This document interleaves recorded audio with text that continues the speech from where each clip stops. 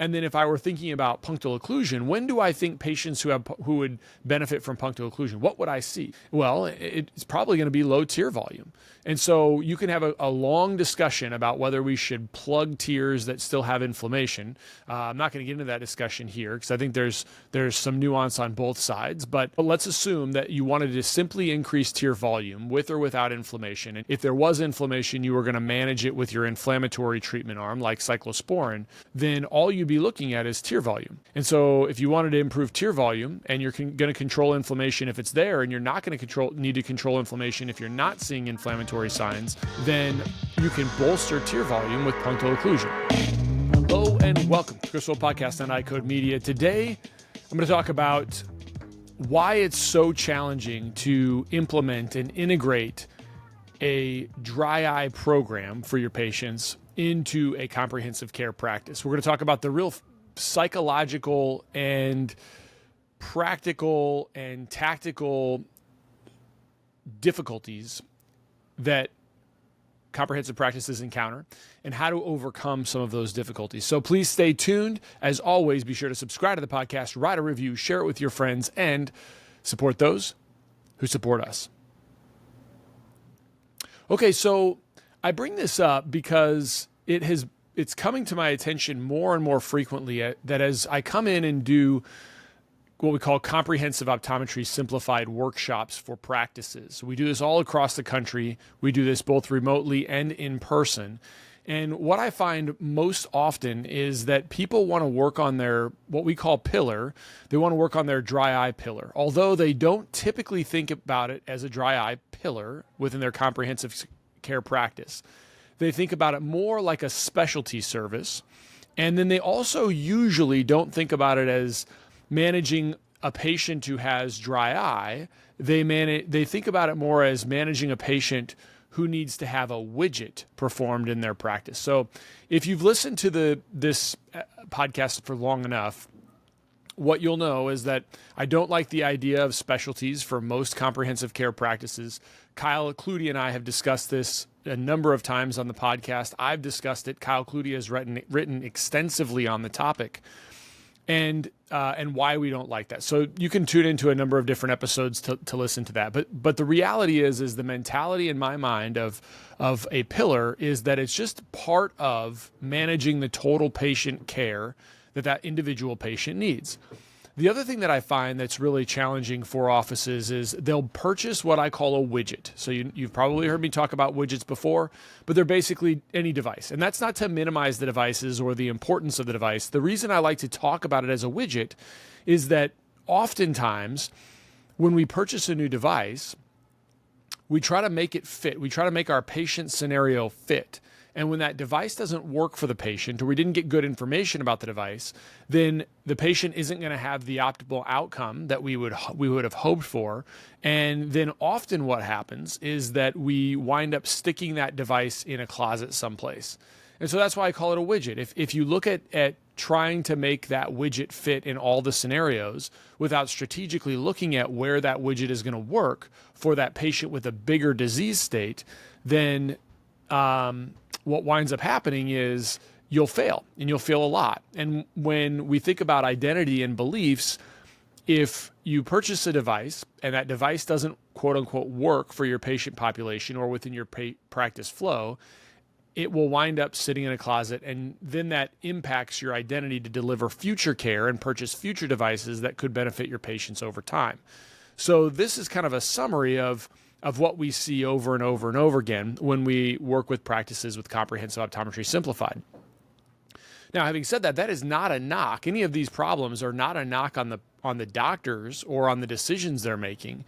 It's just that if we can organize their decisions, or help them organize their own decisions, they'll make a lot better decisions, and they'll know where that widget is going to be placed.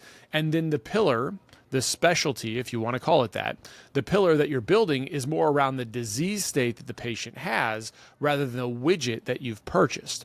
And so I say all that background to say that I recently came back from an office this last week, and they're a fantastic office. I cannot say enough good things about the OD that owns it and the associate OD that works in there, as well as the whole culture of the practice. Great practice. And so as I'm introducing these ideas and we're talking about which pillar should we build today, which one should we really focus all these steps on, and I've walked through these steps with you on the podcast before. I actually thought they were going to build a glaucoma pillar or refine their glaucoma pillar, but and some of the words that the doctor shared was, at first they said, well, I want to build a pillar for one of the more quote unquote serious diseases of glaucoma. And I didn't push back too hard because it's not my path. But I said, oh, it's interesting. I wonder why you think it's a serious disease. If I could if I could show you that that ocular surface disease, aka dry eye, if that were as debilitating and as irreversible as glaucoma and impacted more patients, would you maybe consider that to be a serious disease as well? And so we went back and forth a little bit and just discussed it openly. And again, I wasn't trying to change it, but and so I said, well, we're going to build the glaucoma pillar. And they said, no, I think I want to refine my ocular surface disease pillar, which was not my intent. I am not there to try to sway people's minds, but I like to present things and have open conversations about maybe why we think about things differently when the way we ought to be thinking about them is analogous to other things that we already accept or already think are quote unquote serious or important. And so in any case, that was the pillar that they decided to build. And one of the things that we work on a ton is in a comprehensive care practice, most patients are delivered to that practice, not by referrals from other physicians, whether that's another optometrist or an internal medicine physician or ophthalmologist. We might get some of those for those pillars, but most patients are delivered because they need comprehensive care. They need an eye exam and they need a refraction. They might need new glasses. They might not need new glasses or contact lenses. They might have routine vision coverage. They might not, but they're basically being delivered for a comprehensive exam. And that comprehensive exam is so broad. Our requirements on that are so broad that if we're not specifically looking at the areas of the pillar in our practice that we can serve the patient with, if we don't actually have screening questions and a very focused evaluation of the risk factors on our clinical examination for those conditions, then we'll miss them. And if we're not purposeful about it, we'll sort of wait until the patient is bad enough based on signs or begs us enough based on symptoms. And so I've talked about some of the importance of what those questions might be at the comprehensive exam for dry eye. I'm not going to talk about them here, but what I really want to talk about is how do you position different treatments in your practice? And if you don't have a very specific way to evaluate patient signs that will align with a specific widget that you want to use, then you're sort of shooting a shotgun sort of approach. And you don't have a real guidance to what you want to change or impact. And I find that is what's really challenging for most ODs with dry eye. It is, one, capturing the information from the patient at a comprehensive exam that is important enough for me to have action. So what questions and signs, what symptoms and signs am I uncovering for a patient at the comprehensive exam? That's one really important one. But the other place that docs get sideways and practices get sideways is, again, they try to fit every single thing into that so that the widget becomes an option. The most common questions I get include, what ophthalmological codes or evaluation and management codes should I use? What ICD-10 codes do I need to bill with this CPT code? What CPT codes can be billed together and what can't? And my favorite, how do I manage a patient who has diabetes who comes in for a quote-unquote routine eye exam? These questions really highlight the confusion and uncertainty that serves as a daunting hurdle for providers, makes it more challenging for them to care for their patients and provide those patients with the best opportunity for a lifetime of ocular health and clear vision. That's why we built iCode Education, for this specific purpose. Our mission is to provide optometrists with resources to help you understand disease states, revenue cycles, and billing and coding so that you can put that on autopilot and truly care for your patients. Check out eyecodeeducation.com. That's EYECODE education.com. We've developed a premier billing and coding bundle that includes all of our billing and coding resources in one place. We also have a 10% discount code just for listeners of this podcast.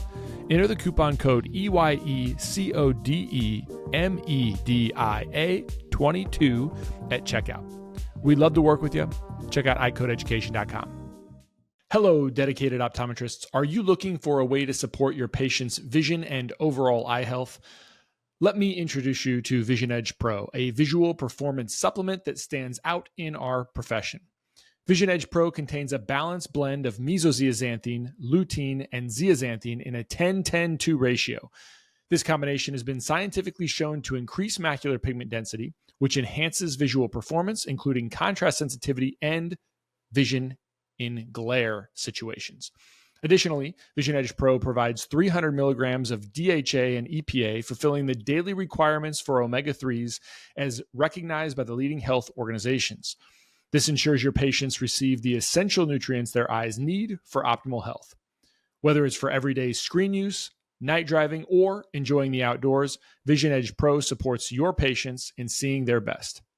Recommend Vision Edge Pro for your patients today and help them achieve clearer, healthier vision. Contact your local MacuHealth representative for more details.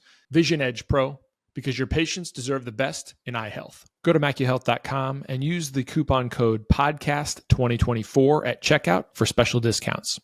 And so the common widgets that people will purchase right now, and this is not a good or bad discussion of those widgets. We have them in our office. I like a lot of them. In fact, I like pretty much all of the ones I'm going to mention for different reasons, but I could explain the reasons that I like them and why they work in certain patient populations. But the common ones that we see are things like we'll go kind of minimal cost to higher cost, but we'll do something like Blefex as an example. We might use tear care. We might use LipiFlow. We might use low-level light therapy. We might use IPL. And I've encountered practices that have all of those options. And when I ask them, why would you use this option over this option? Oftentimes, and more often than not, and actually the vast majority of times, there's not really a clear answer. Oh, if I see this, then I'm going to use that. And so that's what we really help guide. It's one of the areas that in building this kind of specialty, quote unquote specialty, or what we call pillars, we really try to focus on is, okay, well, let's say you have 3 different treatment options. And before I get into those, I want to back up and say, dry eye is distinctively different than glaucoma because typically when we're thinking about glaucoma medications, yes, there are medications that we can use that might be contraindicated in certain patient populations. But the vast majority of patients can use the vast majority of anti-glaucoma medications. And so we don't have to have quite as much of a nuanced approach when we're choosing those medications. The other thing to know or to note why glaucoma might be different is that if one medication fails, for most patients, I can think about a separate medication in a separate class that might be successful as long as that patient doesn't have any contraindications to that treatment. So we basically, while glaucoma, we have many different types of glaucoma. Most glaucoma is open angle, and most of the treatments for most of our glaucomas is to reduce intraocular pressure. And so it's why we see that people don't do gonioscopy that often, both optometrists and ophthalmologists. It's because most of the time it doesn't matter in their clinical decision making, so they're going to be able to treat them in either way the same for most patients. And so again, I'm not advocating that you don't do gonioscopy. If you've listened to me, I'll absolutely be advocating that is something that you do. But what I'm saying is it's not critically important for a intervention, specifically a topical intervention, to be effective or not to be effective. Now, this becomes more nuanced when we're thinking about things like selective laser trabeculoplasty, or we're thinking about microinvasive glaucoma surgeries. But most providers aren't using that as a first step. And so we can be a little bit not think about it as not being quite as important as long as there's no contraindications to what medication we choose. Now, if we take that consideration and think about it in relation to dry eye, if we took that exact same approach with dry eye, we will get what a lot of people see, which is dry eye is frustrating because signs and symptoms don't align. Treatments sometimes can work, treatments sometimes fail, or this treatment is great until it isn't great.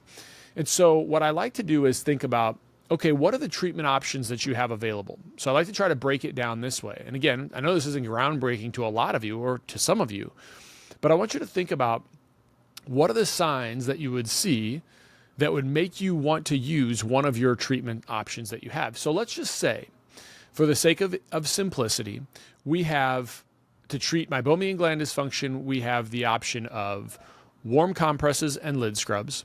And to treat the inflammation, the only thing we had, I know it's not true, but let's say the only thing we had was a cyclosporin, generic cyclosporin.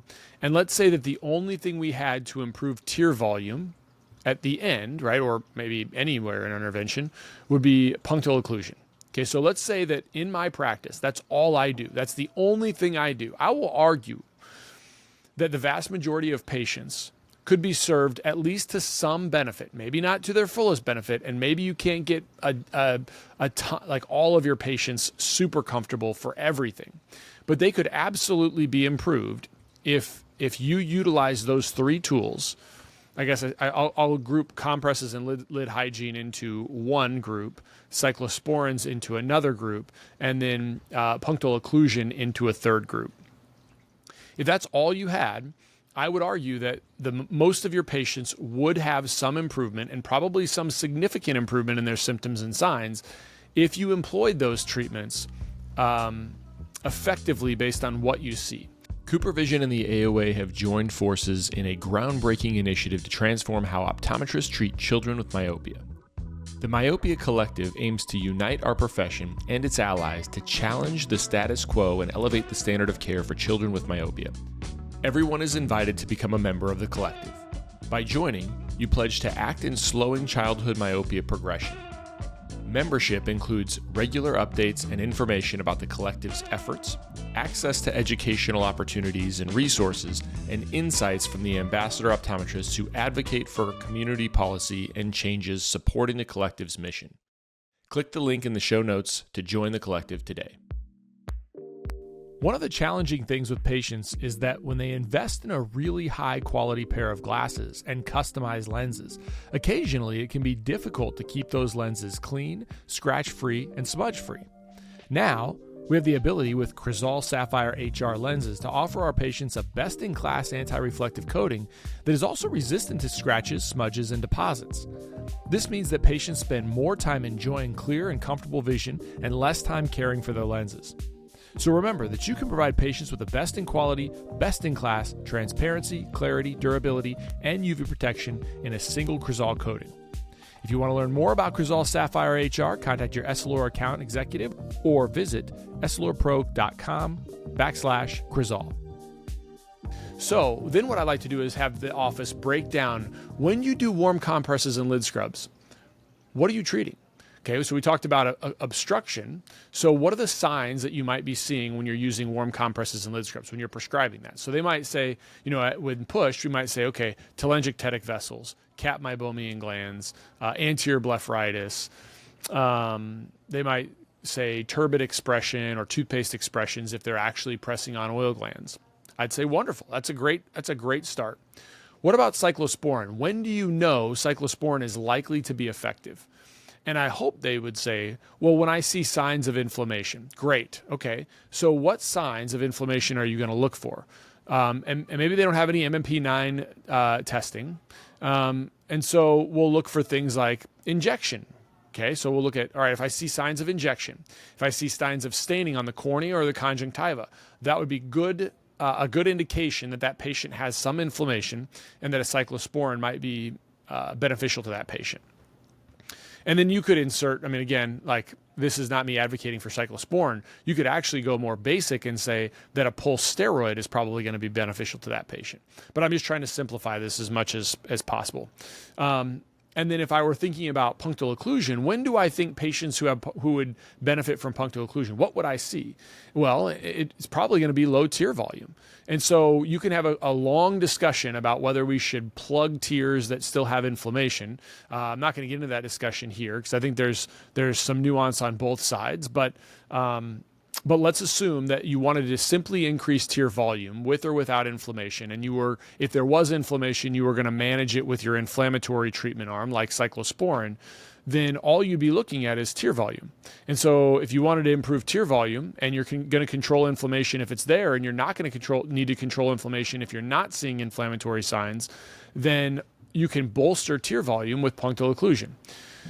So I say all that to say that if you think about practices that really break down their treatments into the signs that they're seeing, and in some cases even the symptoms that they're hearing, will likely be, and this is our finding when we work with practices, is they'll likely be much more efficient and effective at those treatment options. Now, I want you to consider, how do you apply your low-level light therapy? Which arm or arms is it going to improve? What about your LipiFlow? What about your tear care? What about your BlephX? What are the signs that you're going to be treating? What about your IPLs? What are the signs that you're going to be treating, and in some instances, symptoms that you're going to be treating with those treatment options? And if you haven't actually sat down and written those things out or really considered them strongly, then you're just sort of going to be frustrated in a lot of ways. And you'll find that patients will have a varied benefit from each one of those treatments, because a patient that has really messy oil glands that I plug probably isn't going to have a whole lot of improvement in their symptoms. By the same token, if I have a patient that has completely pristine oil glands and no tear volume at all and significant and no inflammation at all, I don't know that exists that often, but the scenario I'm describing is very rare. But if that were the case, and you just did warm compresses on that patient, you would think, well, why isn't this helping the patient? And then, you could say the same thing about a patient who has messy oil glands, not a lot of inflammation yet. Maybe they just have meibomian, like non-obvious meibomian gland dysfunction without inflammation, and we plug them and we put them on a cyclosporin, but we don't do anything to evacuate or express their oil glands. They're probably going to be the patient that comes back and says, well, cyclosporin didn't help me, or I've had plugs before, plugs didn't help me. So I think the whole point of this exercise is really think about, especially with dry eye, what treatments do you have in your office? Again, I think that most patients, if not, well, the majority of patients can probably be helped with those three treatment options, and being strategic about when you're going to employ them as a physician. And dry eye just doesn't have to be that hard. And you'll have a lot of success. And then when you have that success, you can actually decide when you're going to bring on new technologies, new widgets to serve those patients. And then you should be thinking about how those widgets are going to serve patients who have specific signs that tell you that they have a condition that will be amenable to that treatment.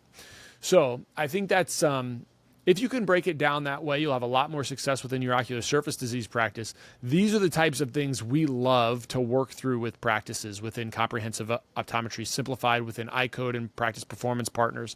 And we'd love to work with you. If this is something that you feel like, again, it's going to be basic for some of you, but a lot of you might have not really spent the time to write it out and look at those things on paper on purpose. And so we'd love to work with you. Reach out to us. I hope this episode was helpful, and we'll see you on the next one. Hey, if you enjoyed this episode, make sure to subscribe to us on Apple Podcasts and our YouTube channel, both linked in the show notes. Now, here's something exciting. We're giving away a 1-year subscription to Comprehensive Optometry Simplified. All you have to do is leave us a review on Apple Podcasts, take a screenshot, and email it to me at questions@icodeeducation.com. We'll put that in the show notes as well. We'll be selecting a winner on December 15th. So don't miss your chance to get access to this valuable resource. Thanks again for listening. I can't wait to see your reviews.